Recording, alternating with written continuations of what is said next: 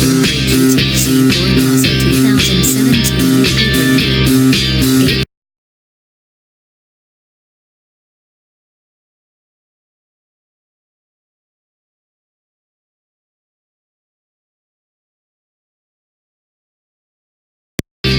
8 point.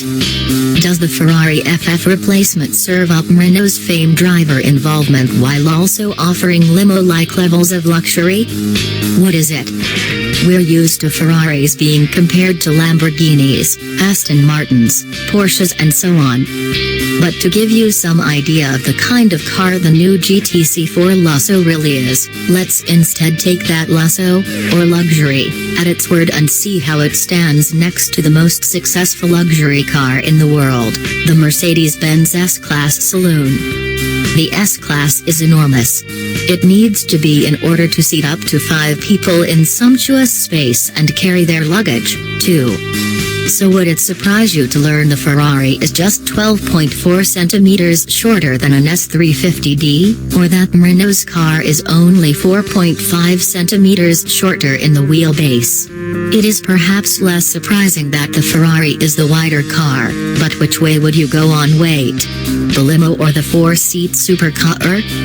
You're right, it is the Benz that's heavier, but by just 35 kilograms or, to put another way, a sack of spuds. Of course, there's nothing particularly new in this, given that the GTC4 Lusso is based on the 5-year-old FF, although the transition has added 40 kilograms. But after a day at the wheel it struck me that this car is now so far removed from traditional Ferrari blood and thunder territory that it merits being looked at from the other direction. What's it like? So luxurious it truly is. It may not have 4 doors, but plenty that do. The Aston Martin Rapide, old Porsche Panamera, to name but 2, are nothing like as commodious in the back seats. I'm 6'4" and could sit quite happily in the back until the tank ran dry. For the GTC4 Lusso, the entire ambience of the interior has been lifted. There have been plenty of Ferrari cabins that have looked gorgeous but few, perhaps none, that have been as easy on the fingers as on the eye. A new Delphi infotainment system uses a touch-sensitive display and duplicate buttons for those not wanting to smear the screen. The man from Ferrari advised taking some time to learn its ways first, which in this business is usually code for spend the rest of your life and you'll still not figure it out, but I found it instantly intuitive to use. The graphics and ergonomics are not quite German Premium League, but the days of sticking a proprietary sat-nav to the screen, or using a system that makes you want to hit your head on the steering wheel, are over.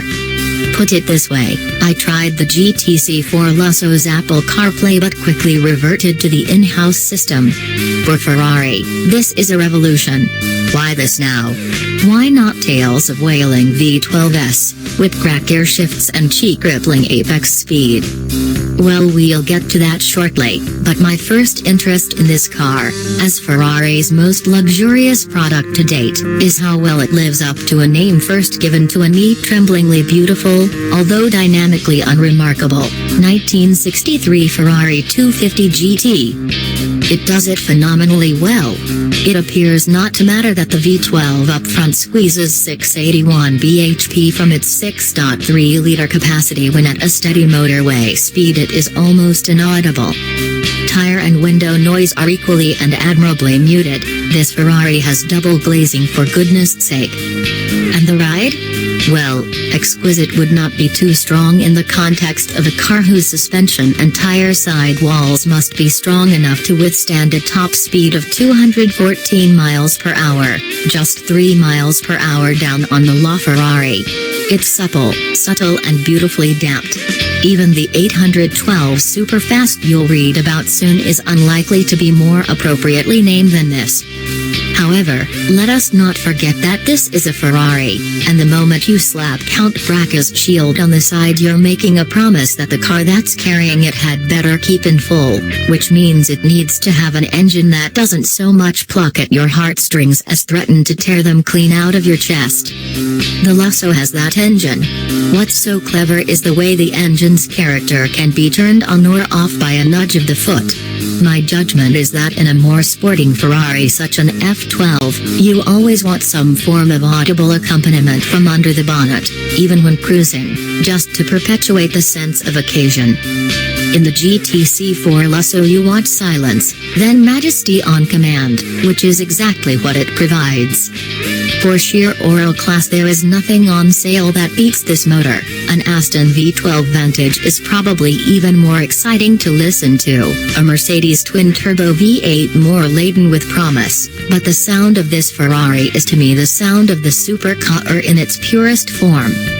In its richly layered yet diamond-sharp voice lie the echoes of the GTO and Daytona.